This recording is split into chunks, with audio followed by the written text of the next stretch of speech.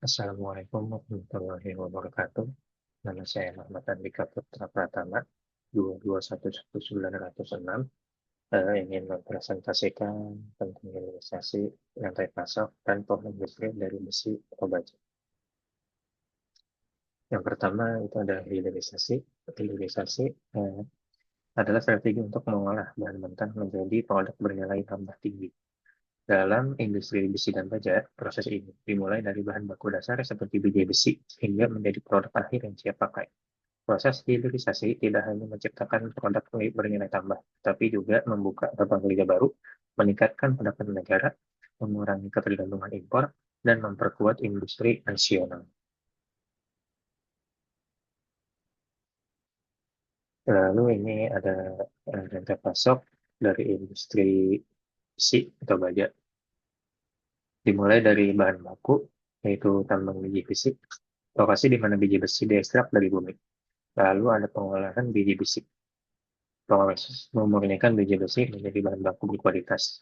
Lalu pengumpul scrap, pengumpulan besi tua atau limbah logam untuk didaur ulang. Lalu ada pemilahan scrap, proses memilah dan membersihkan besi tua sebelum digunakan kembali. Lalu ada produksi primer, yang pertama pabrik palet, mengolah biji besi menjadi palet butiran kecil sebagai bahan baku utama. Lalu pabrik besi spons, itu menghasilkan besi spons atau direct reddish iron dari pellet. Lalu ada pabrik slab atau billet, memproduksi slab lempeng baja dan billet bentuk batang sebagai produk setengah jadi. Yang ketiga ada produksi sekunder, pabrik HRC, produksi baja canai panas hot rolled coil, biasanya digunakan untuk produk baja struktural. Lalu ada pabrik CRC, produksi baja canai dingin atau cold rolled coil yang lebih presisi dan halus. Lalu ada pabrik plat, menghasilkan plat baja untuk berbagai kebutuhan konstruksi dan industri. Lalu ada pabrik wire rod, itu menghasilkan kawat baja yang digunakan untuk industri lebih kecil. Yang keempat ada industri hilir, bagiannya pabrik pipa baja, menghasilkan pipa baja untuk transportasi cairan, gas, atau bahan lainnya. Ada pabrik mur atau baut, itu membuat mur, baut, dan produk pengencang lainnya. Lalu ada pabrik besi beton, itu memproduksi baja beton untuk konstruksi. Lalu ada pabrik kawat, itu menghasilkan kawat baja untuk keperluan struktural atau umum. Yang bagian kelima ada distribusi. Itu distributor besar itu menyalurkan produk baja ke distributor regional atau retailer. Lalu ada distributor regional, itu melayani distribusi dalam cakupan wilayah tertentu. Lalu ada retailer, itu menjual produk baja pada konsumen kecil atau langsung ke pengguna. Lalu ada pengguna akhir. Di sini itu industri konstruksi menggunakan baja untuk pembangunan gedung dan infrastruktur. Untuk industri perlengkapan itu menggunakan baja untuk pembuatan kapal. Lalu ada industri otomotif menggunakan baja untuk memproduksi kendaraan bermotor. Lalu ada proyek infrastruktur itu memanfaatkan baja untuk pembangunan proyek besar seperti jembatan, jalan tol, dan kereta api. Lalu di sini ada eh, pohon industri yang saya ambil diagramnya dari Kemenperin.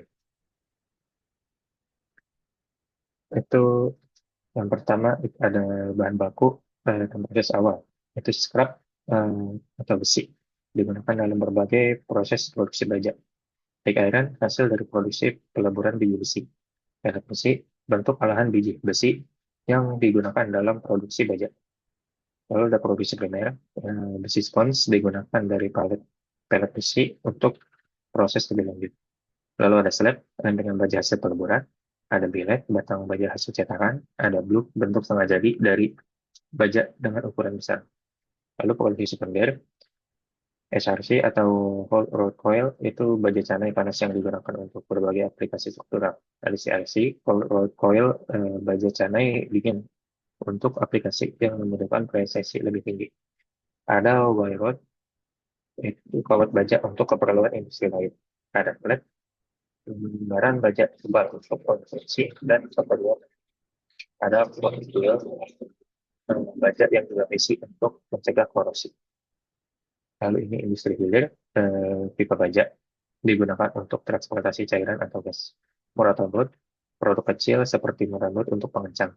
Lalu ada besi, beton atau profil ringan. Itu baja untuk tulangan beton. Lalu profil berat dan profil las. Itu baja berbentuk khusus untuk proyek besar.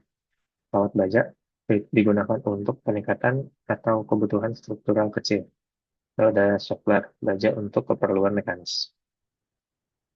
Lalu ada produk baja stainless, itu slab stainless steel, lempengan baja tahan karat untuk aplikasi khusus. Ada billet stainless steel, batang baja tahan karat untuk produk hilir.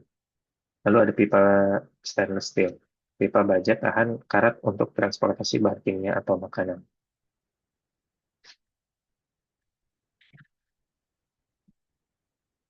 Itu saja dari saya. Apabila ada salah kata, maafkan. Wassalamualaikum warahmatullahi wabarakatuh.